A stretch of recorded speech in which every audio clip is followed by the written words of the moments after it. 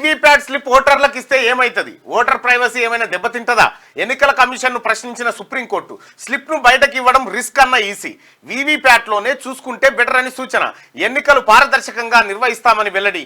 ఈవీఎంలపై దాఖలైన పిటిషన్లపై విచారణ జరిపించింది. అయితే వీవీప్యాట్ స్లిప్ ఏదైతే ఉంటుందో అంటే మనం ఇట్లా కట్టుకొత్తంగానే మనం ఎవరికి వేసినాం అనేది గుర్తుతో పాటు స్లిప్ అన్న పడుతుంది కదా డబ్బరా. సుప్రీంకోర్టు ఏమన్నదంటే ఆ స్లిప్ డబ్బలు వేసుకునే బదులు ఎవరైతే ఓటేసిరో వాళ్ళకి ఇవ్వచ్చు కదా అని అడిగింది. అడిగితే ఎలక్షన్ కమిషన్ ఏమంటుందంటే వాళ్ళకి ఇస్తే ప్రైవసీ దెబ్బతింటుందంటే ఓటేసినోనికి ఏం ప్రైవసీ ఉంటుంది ఇంకా అయితే కొంచెం ఇబ్బంది అవుతుంది. ఏమైతే తెలుసా, అది ఎవడన్నా పైసలు ఇస్తాడు కదా, నేను పైసలు ఇచ్చిన నాకు సూపీరా ఒకటి అని అంటాడు. చూపించుడు ఓటు తర్వాత అన్న అంతరాత్మ సాక్షిగా ఎవరికి ఓటేసింది అనేది అయితే మనకు తెలుసు కదా. లేకపోతే దానికో బార్ కోడ్ అని ఇవ్వాలి, దానికో బార్ కోడ్ అని ఇచ్చి దానికి ఇది మ్యాచ్ అవుతుందా లేదో చూసుకోవాలి. ఎటొచ్చి ఈవీఎంల మీద ఇంకా అనుమానాలు ఎవరికి పోవడం లేదు. అదైతుంది దానిపైన అనుమానాలు అయితే ఉన్నాయి ఈవీఎంల మీద.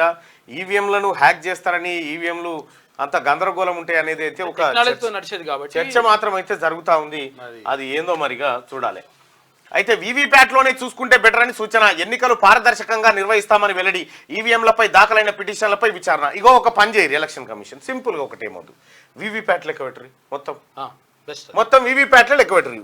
ఏది పోస్టల్ బ్యాలెట్ ఎట్లా లెక్క పెడతారు, వీవీప్యాట్లో లెక్క పెట్టరు. వీవీప్యాట్ లెక్క పెడితే అయిపోయా ఎంత ఏం కథ అనేది డైరెక్ట్ కనిపిస్తుంది. ఇంకేముండదు, చిత్తు పిత్తు ఏముండదు.